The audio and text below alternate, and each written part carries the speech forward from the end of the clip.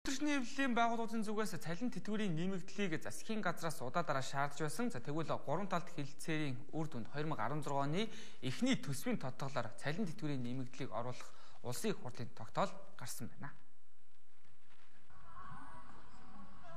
2015 онд төрийн албан хаагчдын цалин 3 үе шатлалтаагаар нэмэгдүүлэх шийдвэрийг гурван талт хэлэлцээрийн хүрээнд засгийн газраас гаргасан. Гэсэн ч бүтэн жил өнгөрөөд байхад цалин тэтгэврийн нэмэгдэл одоо гэрн сурахгүй байгаа юм а. Тэгвэл Монголын үйлдвэрчний эвлэлийн холбооны зүгээс хөдөлмөр нийгмийн зөвшөөрлөлийн гурван талт улсын хэлэлцээрээр хүлээсэн үүргээ засгийн газар биелүүлэхгүй, төрийн албанд ажиллагчдын цалин хөлсийг нэмэгдүүлэх үүргээ хэрэгжүүлэхгүй, мөн эдийн засгийн нөхцөл байдлын улмаас нэмэхгүй байхаар засгийн газар улсын их хурлын төвшөнд хатуу байр суурь баримталж байсныг эрс эсэргүүцсээр байгаа юм. Монголын үйлдвэрчний эвлэлийн холбооноос 2016 оны эхний улсын төсвийн тодголоор цалин нэмэгдүүлэх асуудлыг шийдвэрлүүлэхээр болсон байна. За энэ дагууч улсын их хурлын тогтоол гарчээ.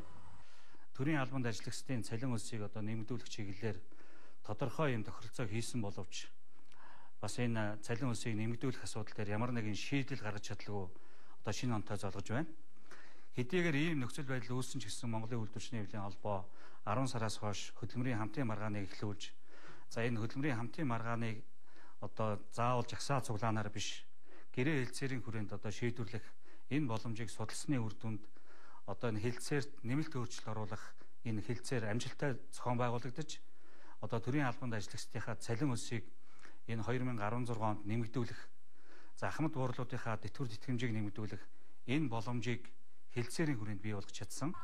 Монголын үйлдвэрчний эвлэлийн холбооны зүгээс нийгмийн тогтвортой байдлыг хангуулахад онцгой анхаарал хандуулж аливаа тулгамдсан асуудлыг зөвшөлдсөл мөн хамтын гэрээ хэлэлцээрийн зарчмаар шийдвэрлэхээр чухалчилж байгаа юм а. Иймээс ч ажил олгогчид болоод засгийн газартай удаа дараа хийсэн гэрээ хэлэлцээрийн үр дүнд цалин тэтгэврийн нэмэгдэл эх оноос эхлэн хэрэгжиж эхлэхээр болж байна. Нээж мэдээлэхэд Монголын үйлдвэрчний эвлэлийн холбоо өнгөрсөн 2015 онд хөдөлмөрлөх эрхэнд зөрчигдсөн 3411 иргэнд хууль эрх зүйн тусалцаа үзүүлж мөн биечлэн зөвлөгөө авах төвд хандах боломжгүй 602 иргэнд утсаар хандаж зөвлөгөө тусалцаа өгсөн байна. Мөн хууль бусаар ажлаас нь халагдсан 600 гаруй хүнийг ажилд нь эргүүлэн оруулжээ.